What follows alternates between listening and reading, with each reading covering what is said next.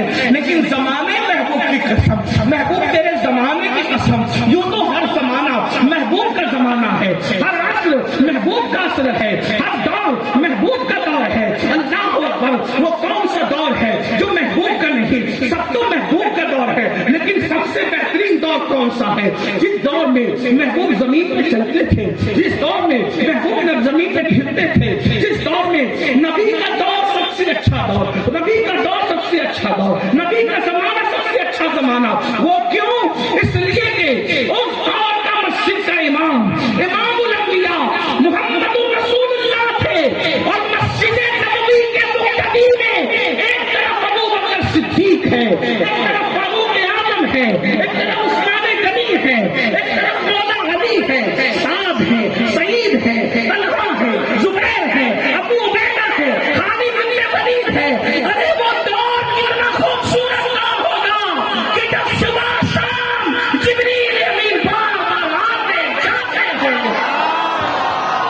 لوگ آسمانوں پہ جانے کی تمنا کرتے ہیں، لوگ آسمانوں پہ جانے کی توجہ کریں، لوگ آسمانوں پہ جانے کی تمنا کرتے ہیں۔ میرے نبی کا دور کتنا خوبصورت تھا کہ سدرہ والے زمین پہ آنے لگا۔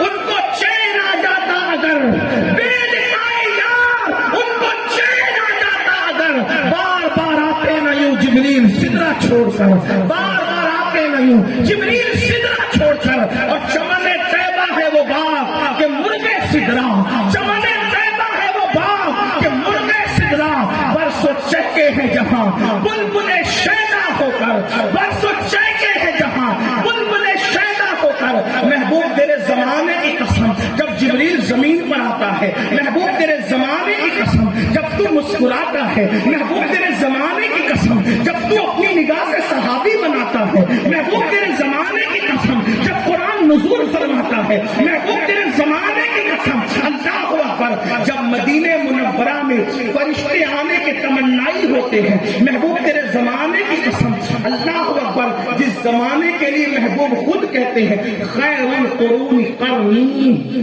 سب سے بہترین دور میرا دور ہے۔ اس پہ اور بھی باتیں ہو سکتی لیکن نہیں کرتے۔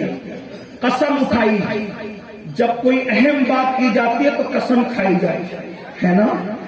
توجہ آپ کی، جب کوئی اہم بات نہیں جاتی ہے تو قسم، اللہ کی تو ہر بات ہی اہم ہے، لیکن قسم اٹھا کے اللہ کہتے ہیں والعصر، زمانے محبوب کی قسم، ان الانسان لفی خسر، بے شک تمام انسان گھاٹے میں، ان الانسان لفی، ان الانسان لفی خسر، سمجھانے کے لیے کرنا، بے شک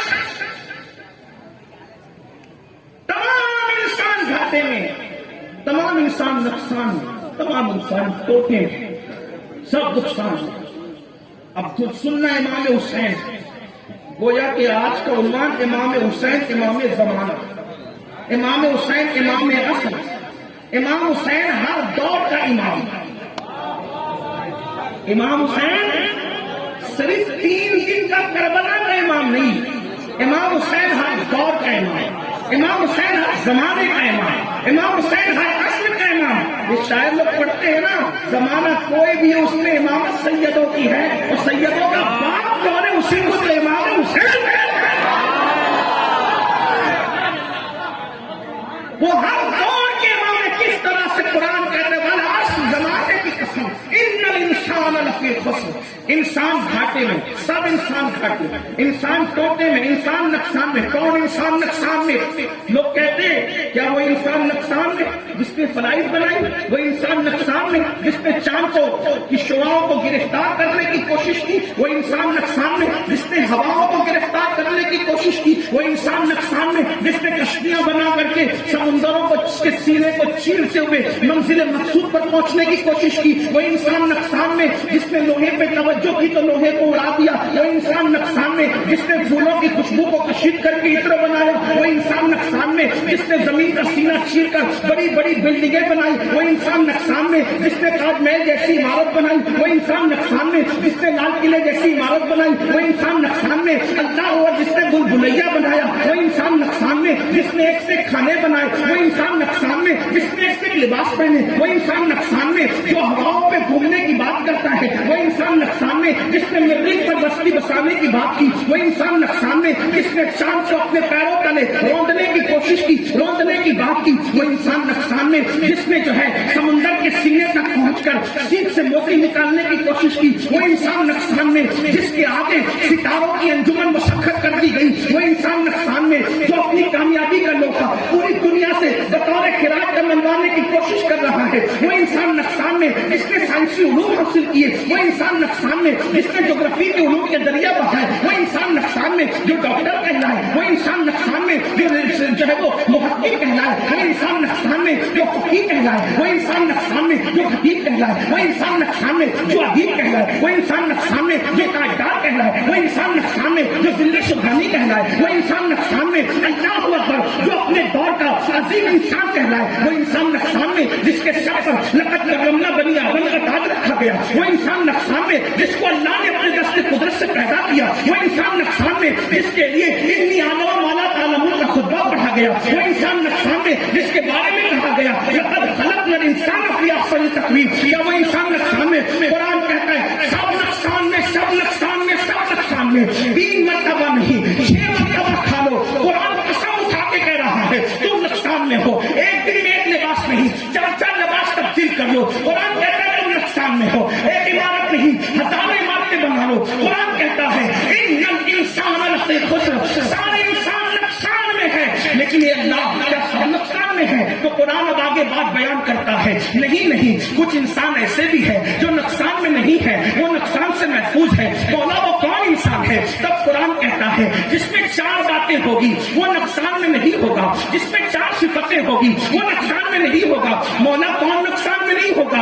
اب دیکھو قرآن کہہ رہا ہے یاد رکھنا اگر کوئی دنیا کا لیڈر کہتا تو موبائل آرائی سے کام دیتا، کوئی دنیا کا رہنما کہتا تو ممکن ہے چاپلوسی سے کام لیتا، کوئی دنیا کا خطیب کہتا وہ الفاظ کی تقبندیاں کرتا، لیکن یہ وہ کہہ رہا ہے جملے پہ توجہ کرنا مسلمانوں، یہ وہ کہہ رہا ہے کہ جس کا حسن سب سے بے مثال ہے، جس کی ذات سب سے بے مثال ہے، تو جیسے ذات بے مثال ہے اس کا کلام بے مثال ہے، لیکن میں تبدیل ہو سکتی ہے، اس کا کلام نہیں بدل سکتا، صبح شام بن سکتی ہے، اس کا کلام نہیں بدل سکتا، خدائے قادر و قیوم فرما رہا ہے سب نقصان میں ہے، لیکن جس میں 4 صفت ہوگی وہ نقصان میں نہیں ہوگا۔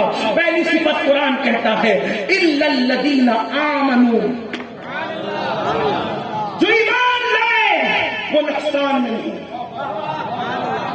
ایمان لانے نقصان میں نہیں، پتا چلا جو ایمان نہیں لایا وہ نقصان میں، فرعون نقصان میں، نمرود نقصان میں، بخت نصر نقصان میں، شداد نقصان میں، قارون نقصان میں، اور جتنے بھی بے ایمان ہیں وہ سب نقصان میں۔ تو کیا ایمان لا کر کے کامیاب ہو گئے؟ کا نہیں، صرف ایمان پر بھی کامیابی صرف، ابھی آگے اور صفتیں باقی ہیں۔ اس سے میرے سنیوں کی آنکھیں کھلنی چاہیے، جو کہتے ہیں کلمہ پڑھے مسلمان ہو گئے بیڑا پار، اگر اسی پہ بیڑا پار ہوتا تو قرآن بڑھ کے بات کیوں کرتا؟ قرآن جتنی بات ہوتی اتنی کرتا، بڑھ کے نہیں کرتا ہے۔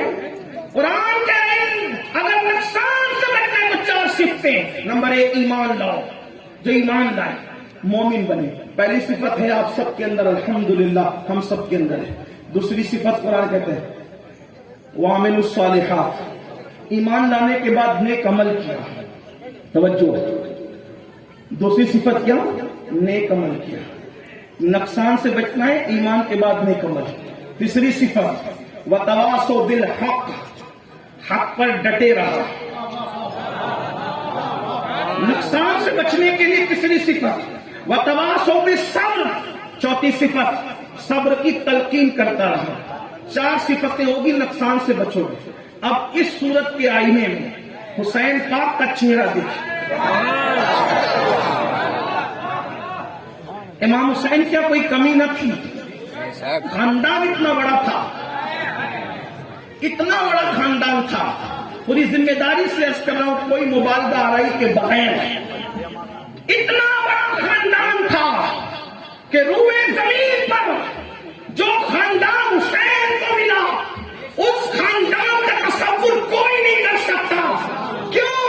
इसलिए कि अल्लाह का, तवज्जो करना, अल्लाह का सबसे बड़ा महबूब, अल्लाह का सबसे बड़ा महबूब हुसैन आजम का नाना है। नाना, लो किसी का नाना ऐसा हो तो। हम चैलेंज करने वाले लोग नहीं है, लेकिन आपसे कहता हूं, लाओ ऐसा नाना जो हुसैन का नाना है। हुसैन का नाना कैसा नाना है, कैसा नाना है, सुनो। अगर कोई महल लेकर के बैठा हो और खुद साख्ता जिल्ले लाही, जिल्ले सुबहानी और पता नहीं क्या क्या अलकाबात लेकर के उसको शौक छलाया हो, तब उससे कहते हैं, अरे तू अपने महल में बैठता है तो तेरा दरबार कौन है वो बता। तो कोई कहेगा किसी का दरबार अयाज है, किसी का दरबार बिरबल है, किसी का दरबार ये है, किसी का दरबार वो है। मैंने कहा हुसैन के नाना का दरबार कौन है, कौन है, कौन है? तो बरेली सी आवाज आती है, तेरे दर का दरबार है जिब्रील आज़म। नारे तकबीर, नारे रिसालत, नारे हैदरी। तवज्जो है आपकी अहमदाबाद के मुसलमानों, हुसैन के नाना के दरवाजे का दरबार कौन है? अगर मैं खुद कहूं तो आप यकीन न करेंगे कि मैं छोटा सा आदमी हूं, लेकिन ये वो कह रहा है जो 14वीं सदी का मुजद्दिद है। तेरे दर का दरबार है जिब्रील आज़म। इसी बात मुकम्मल नहीं होती। मेरे अंदर इतनी हिम्मत नहीं कि हमें हर बार मजमे से कहो कि बोलो सुभान अल्लाह। मैं चलने वाला आदमी नहीं हूं। मैं तो आपकी अकीदतों को चेक करना चाहता हूं कि इसमें भी कौन चुप रहते हैं।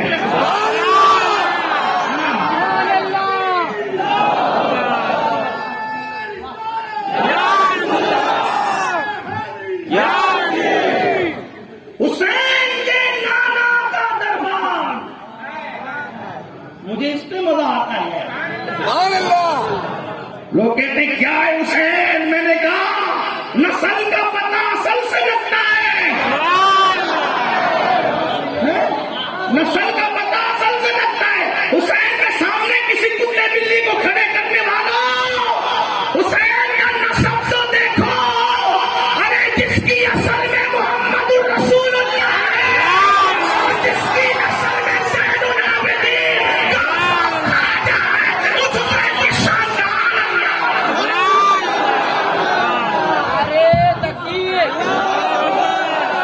वो कह रहे ये मुबालगा करते हैं हुसैन के लिए। मैंने कहा इसमें कोई शक है तो बता कि हुसैन की असल मोहम्मदुर रसूलुल्लाह है और हुसैन की नस्ल ज़ैनुल आबिदीन सैयद सज्जाद है।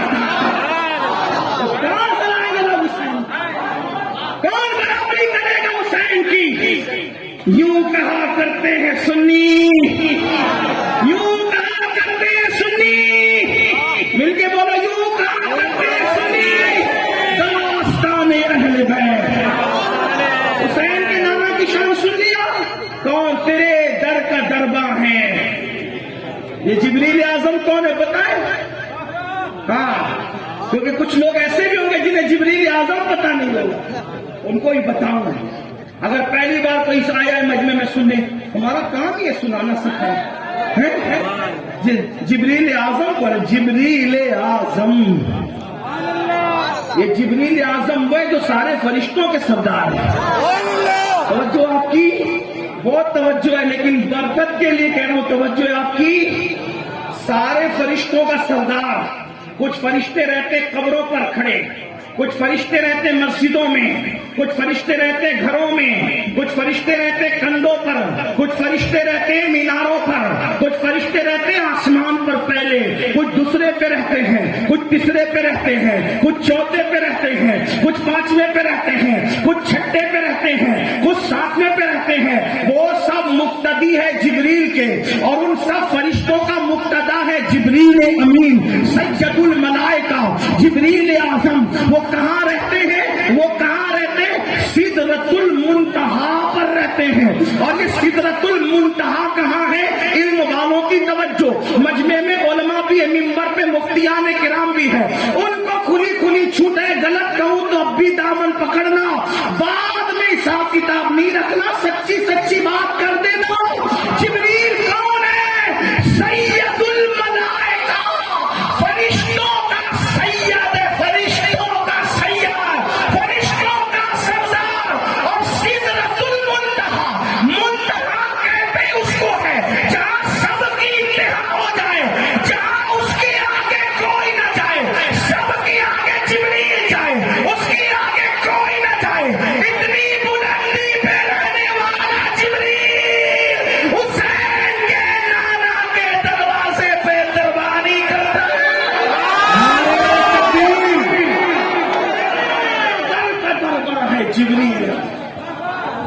نعرہ تکبیر، نعرہ رسالت، نعرہ حیدری، عظمت امام حسین، پیر سید امین القادری، پیر سید امین القادری، اولاد رسول، دودھ بطول، علی کا خون، نعرہ تکبیر، نعرہ رسالت۔ جبریل اعظم۔ ابھی اس سے بڑھ کر دوسرا مصرع کا ہے بریلی کے تاجدار نے، ابھی میں نے اس کو رکھا ہے۔ ابھی آپ کو ہم چیک کر رہے ہیں کہ آپ اسی کو عزم کر سکتے ہیں نہیں کر سکتے ہیں۔ تیرے در کا دربار ہے جبریل اعظم، تیرا مدح خواہ ہر رسول و ولی ہے، تیرا مدح خواہ ہر رسول و ولی ہے۔ کسی کی تعریف نقیب نے کی، کسی کی تعریف ادیب نے کی، کسی کی تعریف خطیب نے کی۔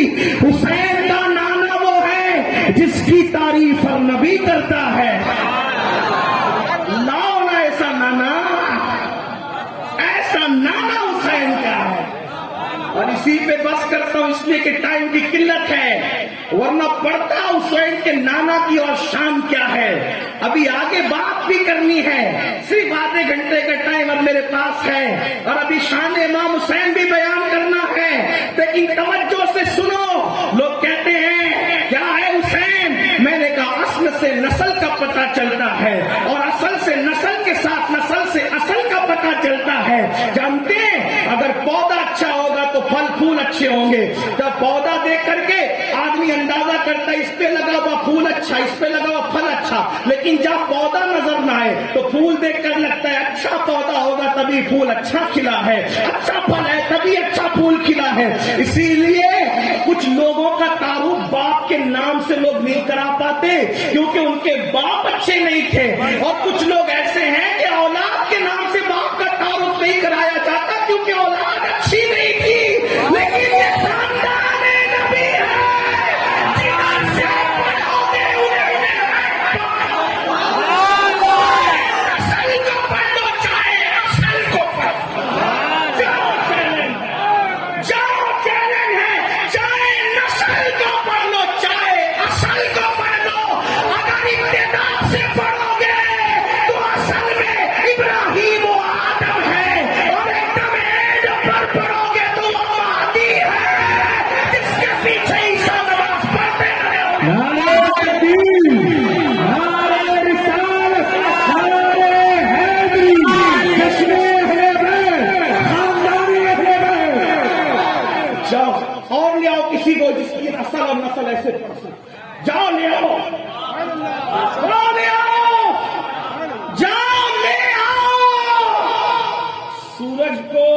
شراب کی بتی لے کے ڈھونڈنے کی بات نہیں کروں، اگر سورج ہاتھ میں لے کے ڈھونڈ سکتے ہیں۔ اور تو اتنی چیلنج سے کیسے کہہ رہا ہے؟ میں نے کہا مجھے اپنی آپ پہ نہیں، مجھے جبریل کی نظر پہ بھروسہ ہے۔ اور جبریل کی نظر پہ تو نے کیا دیکھ لیا؟ میں نے کہا اصل کے بارے میں جبریل نے کہا، کیا کہا؟ مشرق دیکھا، مغرب دیکھا، شمال دیکھا، جنوب دیکھا، زمین کے چپے چپے کو الٹ پلٹ کر دیکھا، آپ جیسا کسی کو نہیں دیکھا۔ یہ کون ہے؟ حسین کا، اور اس کو میرا امام اس حدیث کو یوں بیان کرتا ہے، یہی بولے سدرا والے، یہی بولے سدرا والے۔ لوگ کہتے ہیں تجھے بار بار بریلی کیوں یاد آتا ہے؟ میں نے کہا 14ویں صدی میں کسی نے ایسے شعر بولے ہو تو مجھے بھی بتاؤ، پھر میں اس کو بھی یاد کر لوں۔ یہی بولے سدرا والے، چمنے جہاں کے تھالے۔ گجرات میں پڑھ رہا ہوں، اس لیے تھوڑی سی ہمت کرنی پڑتی ہے۔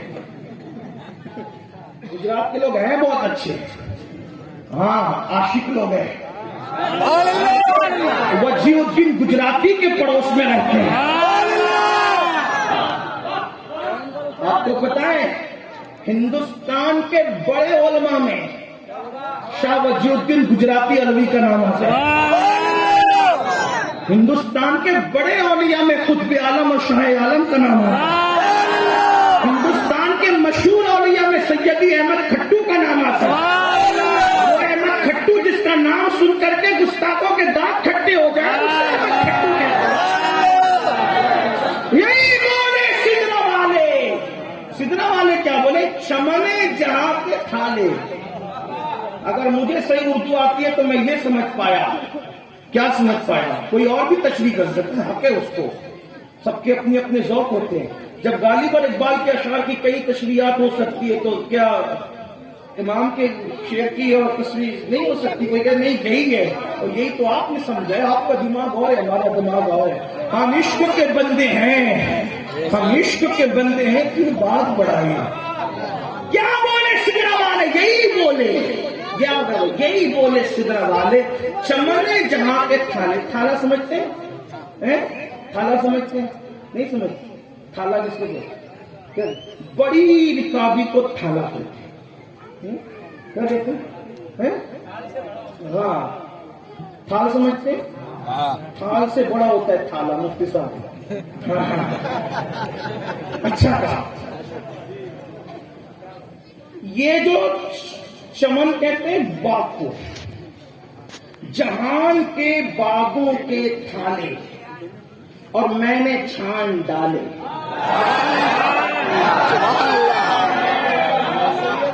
چمنے جہاں کے، سارے جہان کے چمن کے تھالے، میں نے چھان ڈالے۔ تو نتیجے پہ کیا پہنچا؟ تیرے بائیں کا نہ